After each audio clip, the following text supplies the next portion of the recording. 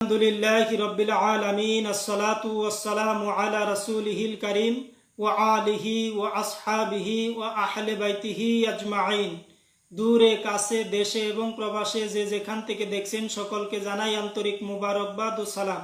আসসালামু আলাইকুম ওয়া রাহমাতুল্লাহি ওয়া বারাকাতুহু। নবীর বংশ ঈমানের অংশ, নবীর বংশ ঈমানের অংশ। অবশ্যই আহলে বাইতদেরকে ভালোবাসতে হবে, তাদের মোহাব্বত করতে হবে। রাসূল পাক সাল্লাল্লাহু আলাইহি ওয়াসাল্লাম বলেন, যারা আমার আহলে বাইতদেরকে ভালোবাসলো, মোহাব্বত করলো, তারা যেন আমাকেই ভালোবাসলো, মোহাব্বত করলো। আল্লাহ পাক রব্বুল আলামিন কুরআনুল কারীমে সূরা আশ-শূরার 23 নম্বর আয়াতের মধ্যে ইরশাদ করেন, উন্না আসআলুকুম আলাইহি আজরান ইল্লাল মাওয়াদ্দাতা ফিল কুরবা। আল্লাহ পাক রব্বুল আলামিন রাসূল পাক সাল্লাল্লাহু আলাইহি ওয়াসাল্লামকে উদ্দেশ্য করে বলেন, হে রাসূল, আপনি বলুন, আমি তোমাদের নিকট কোনো কিছুই চাই না, শুধু আমার নিকট আত্মীয়দের ভালোবাসা চাই, শুধু আমার নিকট আত্মীয়দের ভালোবাসা চাই। রাসূল পাক সাল্লাল্লাহু আলাইহি ওয়াসাল্লামের নিকট আত্মীয় কারা, এ ব্যাপারে রাসূল পাক সাল্লাল্লাহু আলাইহি ওয়াসাল্লাম নিজেই বলে গিয়েছেন। আসুন আমরা সুনানে তিরমিজি শরীফের দুটি হাদিস দেখি।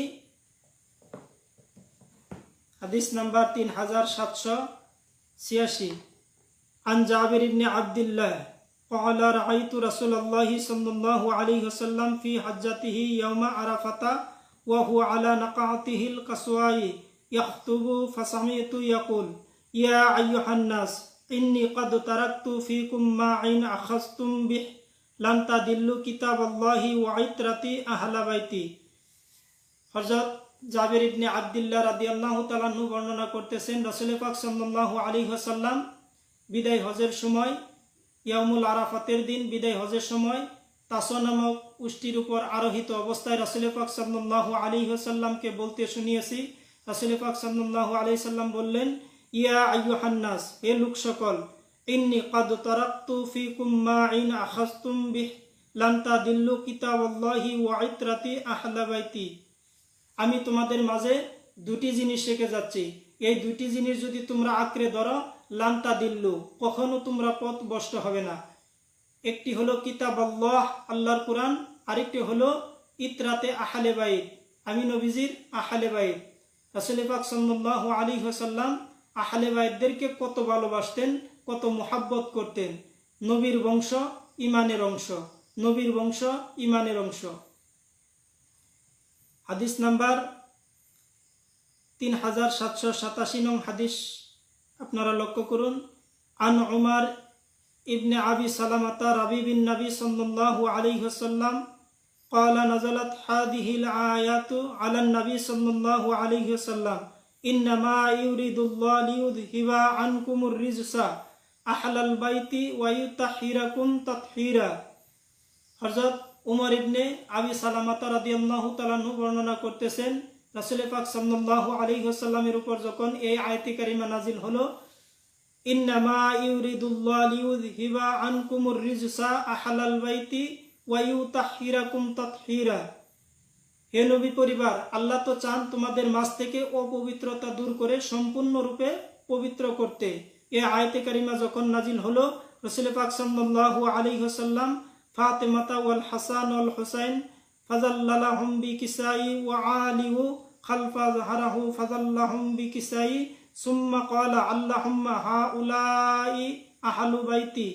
রাসূল পাক সাল্লাল্লাহু আলাইহি ওয়াসাল্লাম হযরত ফাতেমা রাদিয়াল্লাহু তাআলা আনহু, হযরত হাসান রাদিয়াল্লাহু তাআলা আনহু, হযরত হুসাইন রাদিয়াল্লাহু তাআলা আনহুকে চাদর দ্বারা ডেকে ফেললেন। পিছনে হযরত আলী রাদিয়াল্লাহু তাআলা আনহু ছিলেন, তিনাকেও চাদর দ্বারা ডেকে ফেললেন। আল্লাহ রাসূল সাল্লাল্লাহু আলাইহি সাল্লাম বললেন, আল্লাহুম্মা হাউলাই আহলু বাইতি, হে আল্লাহ, এরাই আমার আহলে বাইত, হে আল্লাহ, এরাই আমার আহলে বাইত। ফাআযহিবা আনহুমুর রিজসা ওয়া তাহহিরাকুম তাতহীরা, আপনি এদের মাঝ থেকে অপবিত্রতা দূর করুন, এদেরকে সম্পূর্ণরূপে পবিত্র করুন। ক্বালাত উম্মে সালামাতা ওয়া আন্না মাআহু ইয়া রাসূলুল্লাহি সাল্লাল্লাহু আলাইহি ওয়াসাল্লাম ক্বালা আনতা আলা মাকানি ওয়া আনতা ইলা খায়র। হযরত উম্মে সালামাতা রাদিয়াল্লাহু তাআলা আনহু বললেন, ইয়া রাসূলুল্লাহ, আমি কি এই দলের অন্তর্ভুক্ত? আল্লাহ রাসূল সাল্লাল্লাহু আলাইহি সাল্লাম বললেন, তুমি স্বস্থানে আসো, তুমি কল্যাণের মধ্যে আসো। অতএব এই হাদিস দ্বারা প্রমাণ হয় যে রাসূল পাক সাল্লাল্লাহু আলাইহি ওয়াসাল্লামের নিকটাত্মীয় কারা। রাসূল পাক সাল্লাল্লাহু আলাইহি ওয়াসাল্লামের নিকটাত্মীয় হযরত ফাতেমা রাদিয়াল্লাহু তাআলা আনহু, হযরত হাসান রাদিয়াল্লাহু তাআলা আনহু, হযরত হুসাইন রাদিয়াল্লাহু তাআলা আনহু, হযরত আলী রাদিয়াল্লাহু তাআলা আনহু। তিনারাই হলেন আল্লাহ রাসূল সাল্লাল্লাহু আলাইহি ওয়াসাল্লামের নিকটাত্মীয়। আল্লাহ রাসূল সাল্লাল্লাহু আলাইহি ওয়াসাল্লাম বলেন, এরাই হলো আমার আহলে বাইত, এদেরকে যারা ভালোবাসবে, মুহাব্বত করবে, লান্তা দিল্লু, তারা কখনো পথভ্রষ্ট হবে না। অতএব আল্লাহ রাব্বুল আলামিন যেন আমাদের রাসূল পাক সাল্লাল্লাহু আলাইহি ওয়াসাল্লামের আহলে বাইতদেরকে ভালোবাসার, তাদের শান মান বোঝার জন্য তৌফিক দান করেন। সকলে বলেন আমিন। ওয়া আখিরি দাওয়ানা আলহামদুলিল্লাহি রাব্বিল আলামিন।